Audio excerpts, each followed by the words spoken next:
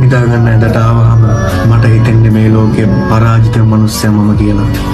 එන්නෙන්නම හැමදේම එපා වෙනවා. කිසිම දෙයක් ගැන ආසාවක් නෑ ඉස්සර වගේ. වෙලාව යනවා දැනෙන්නේවත් නෑ. එළි වෙනකන් ඇහැරගෙන කල්පනා කරන්නෙම ඇයි මට මෙහෙම වුනේ කියලා.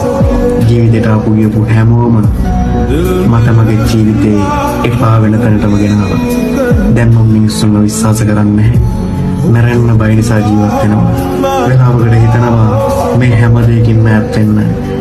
සතුටින් ඉඳපු දවසක් මතක නැහැ. හැමදාම මම ගලේ ලෝකෙට පේන්න ගිනවුණු එක.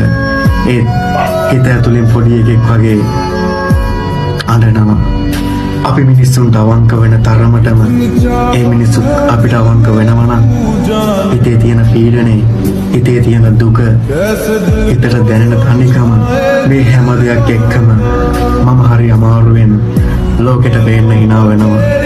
ඉතින් මම මගෙන්ම අහන්නේ ඇයි මට මෙහෙම වුනේ? දැන් මට හරි මහන්සි.